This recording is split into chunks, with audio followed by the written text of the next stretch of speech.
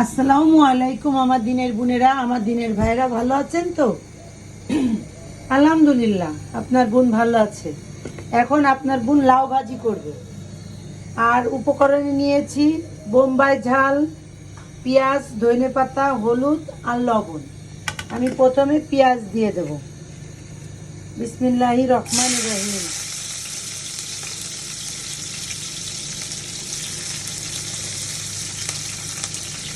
তারপরে আমি সব দিয়ে দেবো।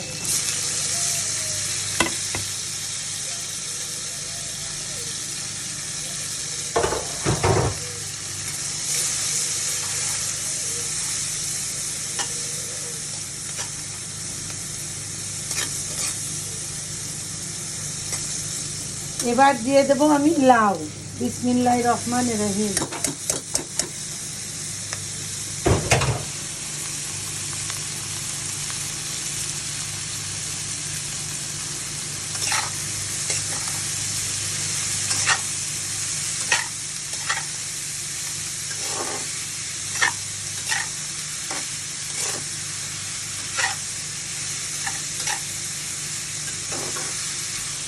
লাউ হচ্ছে আমাদের প্রিয় নবী হজরত মুহাম্মদ সাল্লাল্লাহু আলাইহি সাল্লামের প্রিয় খাবার হচ্ছে লাউ।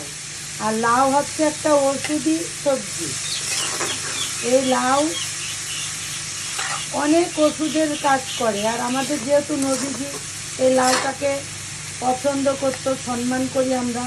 আর এই সবজিটা মহা ওষুধ।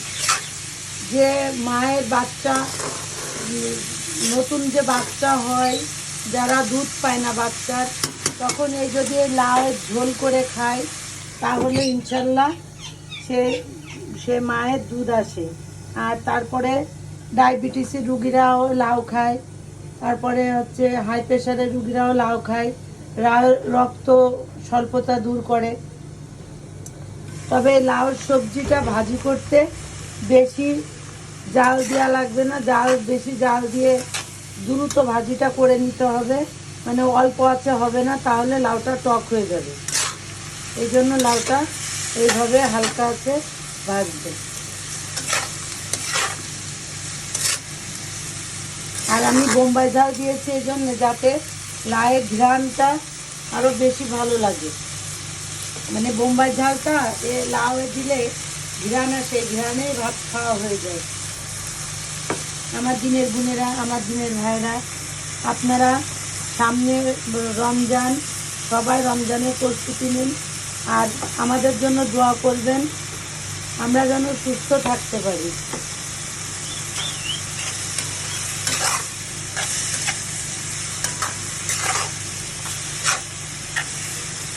আর লাউ দিয়ে পানি ওঠে, লাউ পানি ওঠে, যার কারণে এই পানিতে লাউ সিদ্ধ হয়ে যাবে, আমার ভাজিটা হয়ে যাবে।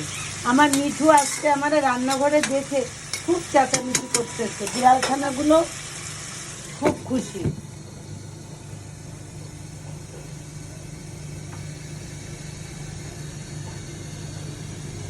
কি আছে জীবনে আমার, যদি তুমি না থাকো পাশে মরণে। কি আছে জীবনে আমার, তুমি ছায়া আমি কায়া ভুবনে তোমার। তুমি সুর আমি বাসি, আহা কি চমধুর। তুমি গো তুমি মোর জীবনে মরণে। কি আছে জীবনে আমার।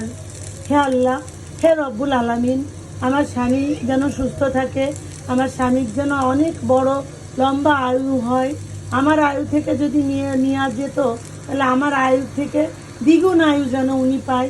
উনি যেন আমাকে আমার বাবা মার কাছে শোয়াই দিয়ে আসতে পারে। আল্লাহ তাকে সুস্থ রেখো।